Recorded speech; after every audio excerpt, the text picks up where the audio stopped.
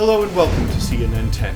Today is April 23rd, 2021, and who cares? Fridays are awesome! I'm Carl Azus. Thank you for watching our show.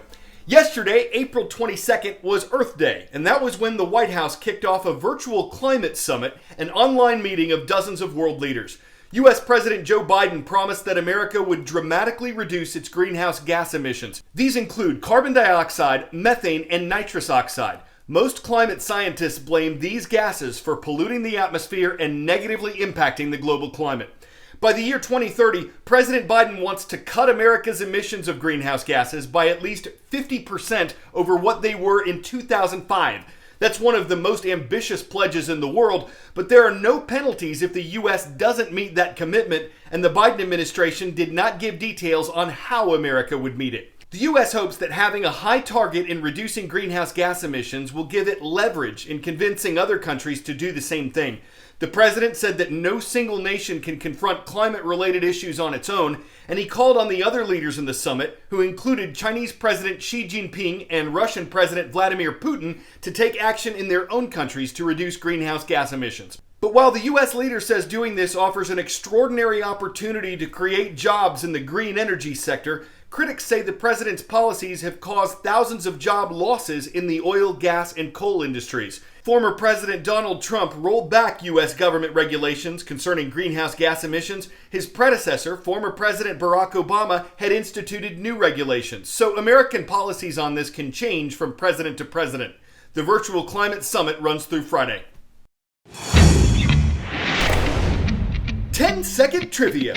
What makes up about 15% of our body weight? Water, skin, muscle, or blood? It's our skin, all 21 square feet of it, that accounts for about 15% of our body weight. Wearable technology may be going skin deep. We're talking about electronic skin, devices that are soft and flexible and could be used to closely monitor signals from the body. Technology like this could still take years to fully develop, and there are concerns about privacy if personal medical information could be seen on your skin or if it's loaded online.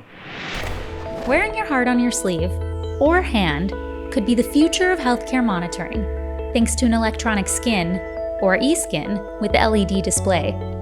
Designed by this man, Professor Takao Sumeya is an expert in Eskin, an industry worth an estimated $4.5 billion in 2019. Eskin is the next generation wearables. Eskin is thin, lightweight, stretchable, and durable. Here at his lab, the Sumeya Group lab at the University of Tokyo, he and his team develop different types of Eskin and experiment with applications, including measuring facial expression for speech recognition and tracking biometric signals like a heartbeat and muscle movement to improve fitness and health, especially for Japan's increasingly elderly population. The Eskin is made from an ultra-thin, hypoallergenic nanomesh material with a gold layer. It's attached to a patient's chest with some water, and, Sumeya says, can be worn for a week at a time, picking up biometric signals like a heartbeat. A specially designed belt with a wireless transmitter can send that heartbeat signal to a nearby smartphone, laptop, or directly to the cloud, which Sumeya says will allow doctors to monitor their patients remotely. To realize the home health care, it is very important to monitor the health condition of senior people for long period of time with high precision. Eskin is a powerful tool for monitoring of chronic disease. An LED display attached to the hand will show the patient's data, like a heartbeat. When display can be attached on the surface of a hand, and it is so easy to see, that is very convenient for the senior people or people with disability. It can also receive simple characters sent from a smartphone, enabling others to send love from afar, an especially important feature during a pandemic. I'm hoping that the skin display may transmit the information as well as the warm feeling of people. The pandemic has also changed how some sports people are able to train. For Japanese Taekwondo athlete Mana Umehara, training with Eskin sportswear developed by the Sumeya Group spin-off company Zenoma really hit the spot. My impression after wearing it is that it's easy to use because it doesn't interfere with movement at all. Now I can get more precise instructions with numbers for how many centimeters to extend or how powerful it should be. Even when it's not possible to see my teachers due to coronavirus, I can get proper instructions if I send them my video. While some products, like the LED display, are still in development, Somea's work is stretching the limits of possibility of Eskin as part of a growing industry, with researchers across the world developing similar technology. So the ultimate goal of Eskin is to monitor all the different types of human information easily, anywhere and anytime. Eskin is now creating a completely new and huge market. We're checking in now to what could become a 5-star hotel of the future. We're saying could become because it's not being built yet. Some of its proposed features would be used for the very first time, and there are studies underway to find out if it makes sense to build this with the final cost unknown. It's also possible it could lose power, and engineers are trying to work out how it could be moved to land in case that happens. CNN 10 contributor Chris James explains why there's interest in the project. Hey Carl, you know I love taking you guys on cool adventures to some of the world's most exciting and unexpected places. And today is no exception. I'm going to tell you about something that really caught my eye: floating hotels.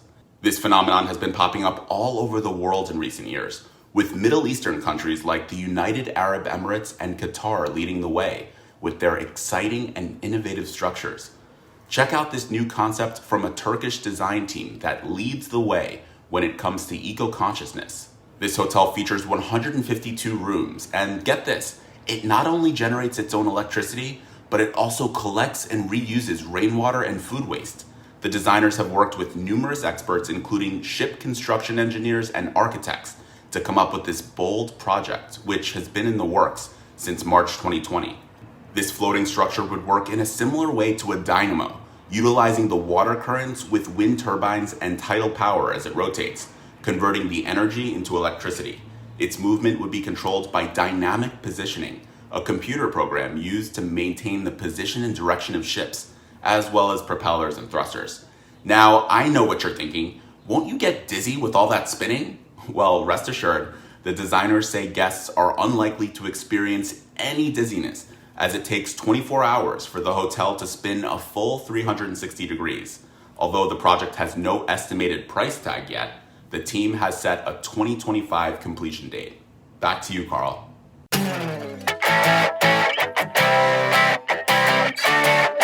It wasn't too long ago that we showed you a cargo ship that got stuck in the Suez Canal, so why would someone try to navigate a 308-foot superyacht through the narrow canals of Holland? Well, the company that built the ship had to ship it, get it, from their shipyard to the North Sea. This was the way to do that. The photographer who recorded the video says the process takes place 4 to 6 times a year. He also says people love to see it unless they're stuck at a drawbridge waiting for it to pass. For them, it's a hard sail. They have a vesseled interest in getting through and probably wonder if the company can help it. Why not float the idea of overnight shipping and see what that's all about? It's certainly something to think about because in terms of dayside effort, it takes a yacht. I'm Carl Azus, Darby High School in Darby, Montana. We see you. Thank you for your request on our YouTube channel at youtube.com/CNN10. Have a great weekend, everyone, from all of us here at CNN.